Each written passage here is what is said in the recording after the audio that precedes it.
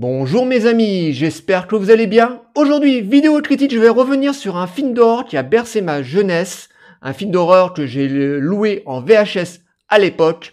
Je vais vous parler du film d'horreur Creepshow 2. Donc, c'est parti. You only make it to one scary film all year.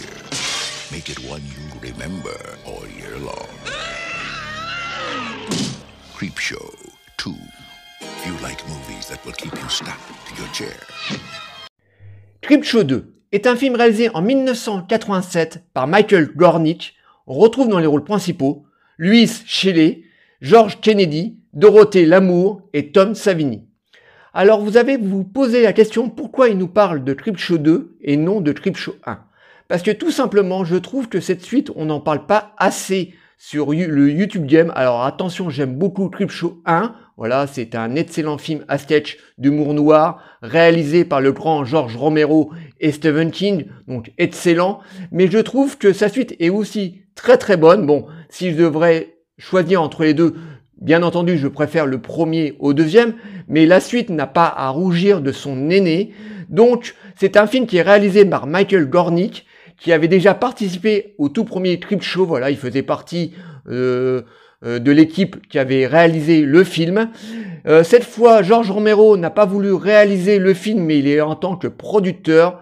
Encore une fois, Stephen King a fait partie de l'aventure, sauf que là, il a écrit les trois histoires. Voilà, ce sont des nouvelles de Stephen King. Donc, on a encore l'équipe du tout premier film. Donc, on a encore les deux grands géants, qui est George Romero et Stephen King. Mais là, donc c'est réalisé par Michael Gornick.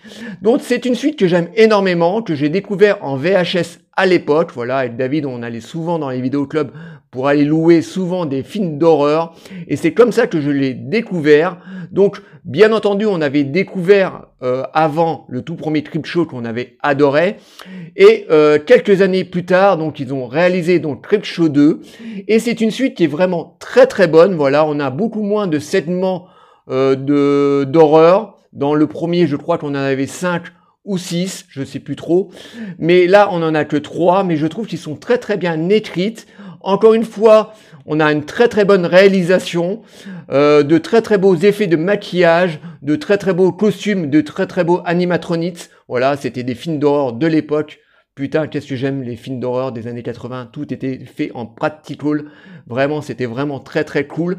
Et cette suite est vraiment très très bonne.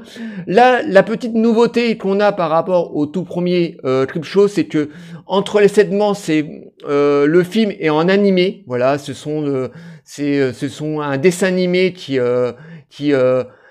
ponctue les comme ça qui présente les segments d'horreur. Voilà. Sauf que là, au mieux d'avoir un squelette, on a le gardien de la crypte, voilà, un espèce de monstre avec encapuchonné, comme ça, on dirait un petit peu la mort, comme ça, dans une capuche, voilà, qui est dessiné en image en animé, voilà. Bon, l'animé n'est pas du meilleure facture, mais c'est la petite originalité de Creepshow 2, c'est que voilà, tous les personnages qui présentent, enfin le personnage qui présente les petits segments d'horreur, c'est de l'animé, donc par rapport au premier où c'était des animatronics, on avait un squelette qui présentait les épisodes et c'était du maquillage ou des animatronics. Bon, à part bien sûr les pages qui se transformaient en animé, les pages du magazine. Là, tout est en animé et on a donc 3 segments dans le film et non 5 ou 6 comme dans le premier. Donc le film est légèrement un peu plus court que le premier Creepshow. Alors là, le premier épisode s'appelle Le Grand Chef Tête de Bois. Le deuxième segment s'appelle Le Radeau. Et le troisième segment s'appelle L'Autostoppeur. Donc c'est 3 histoires que j'aime énormément. Alors encore une fois, on retrouve le sel qui avait fait le charme du tout premier Creepshow. Donc de l'humour noir, un petit peu grinçant comme ça, avec énormément de mise à mort, énormément de gore. Voilà, mais du gore sympathique. Alors, dans le premier segment, on suit les aventures de voyous qui décident de cambrioler une petite épicerie tenue par 2 petits vieux. Mais malheureusement pour ces voyous qui vont assassiner dans leur méfait, malheureusement, ils vont assassiner les deux petits vieux. Et ces deux petits vieux vont être vengés par une vieille statue d'Indien en bois qui va s'animer et qui va les trucider les uns après les autres. Donc c'est un segment que j'aime énormément, qui se passe dans le désert, voilà, dans un coin reculé, complètement perdu, dans une ville qui est en train de mourir. On a cette petite épicerie tenue par ces deux petits vieux, voilà, qui ne demandent rien du tout à part vendre leurs marchandises. Et on a ces voyous qui vont arriver comme ça un soir, qui vont tout dévaliser et qui vont en plus les assassiner pour pouvoir partir à Las Vegas, je crois, si je dis pas de bêtises. Et dans cette vieille boutique se trouve un vieux mannequin en bois, un Indien, voilà, une vieille statue comme ça qui trône dans le coin de cette épicerie, comme ça, on a l'impression qu'elle est là depuis toujours.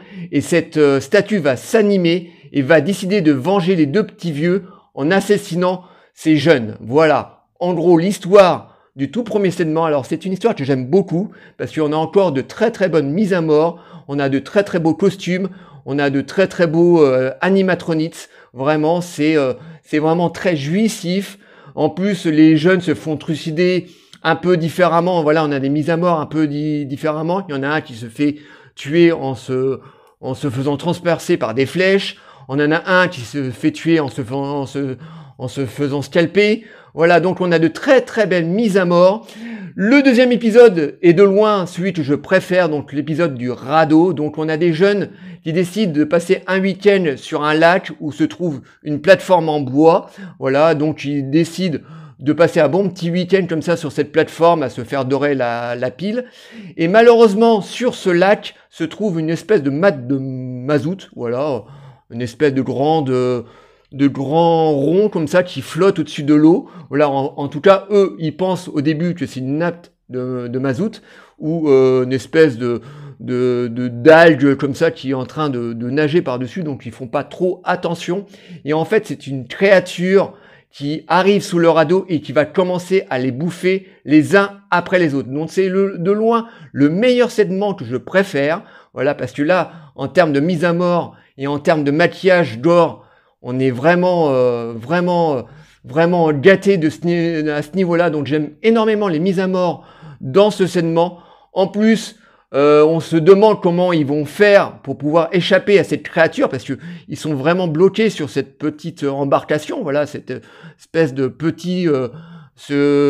cette petit lama de bois là. Voilà, cette espèce de planche où ils se mettent dessus et voilà, ils passent une journée sympathique et on se demande comment ils vont faire pour échapper à cette créature, voilà, qui pourtant nage assez lentement, mais bien entendu, ils sont 3-4, il y en a beaucoup qui vont se faire trucider, il y en a un qui va réussir à s'échapper et bien entendu, il y a un twist final qui est assez jouissif, que j'ai vraiment adoré. Donc c'est de loin le meilleur segment que je préfère du film. Et dans le troisième segment, qui est l'autostoppeur, on va suivre les aventures d'une femme qui vient de créer un adultère, voilà, qui vient de tromper son mari. Elle est obligée de rentrer en 4e vitesse chez elle avant que son mari revienne. Et sur le chemin, elle est obligée d'aller très très vite avec sa voiture. Elle va renverser un autostoppeur. Et cet autostoppeur, elle va faire un délit de fuite et cet autostoppeur ne va pas arrêter de la harceler. Voilà, elle va le voir partout où elle va aller et il va finir par l'assassiner.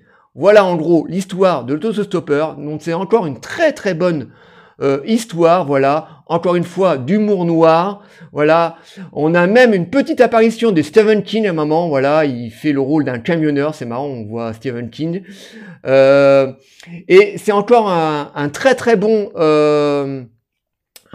segment, encore une fois, voilà, cette pauvre femme qui vient de créer quand même une adultère, donc pauvre femme, pas vraiment, voilà, elle a quand même trompé son mari. Donc cette femme qui va renverser cet autostoppeur, elle va le voir partout, elle va pas arrêter de lui rouler dessus, de l'écraser. Donc à la fin, l'autostoppeur, il va plus avoir de tronche, voilà, il va avoir un steak à la place du visage, voilà. Il va la pourchasser en permanence, voilà, comme un zombie en fait. Et c'est une histoire que j'aime énormément, voilà, qui est vraiment très servie en termes de gore, de maquillage. Là, on est vraiment servi. Bon, dans les deux autres, c'était déjà le cas, hein, surtout dans leur ado, où on a vraiment des effets de maquillage vraiment très très bien réussis. Je pense que Tom Savini a dû s'atteler un petit peu au maquillage, parce que aussi dans le film, on a Tom Savini qui joue le rôle du gardien de la crypte, voilà, d'un espèce de livreur de journaux. Alors on le reconnaît absolument pas parce qu'il est grimé derrière un très gros maquillage, mais c'est Tom Savini qui tient le rôle du crypte au début du film et à la fin, voilà, donc il a un tout petit rôle.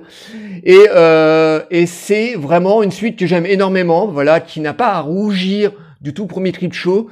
Alors dans les acteurs, on n'a pas de gros acteurs vraiment très connus, à part George Kennedy, qui est un très grand acteur des années 50, 60, 70, voilà, qui a fait un nombre incalculable de films. Il a joué par exemple dans la série Dallas. Il a joué aussi dans Le Retour des 7 mercenaires. Donc c'est un acteur que j'aime beaucoup, voilà, qui a vraiment roulé sa bosse, qui a fait énormément de rôles différents.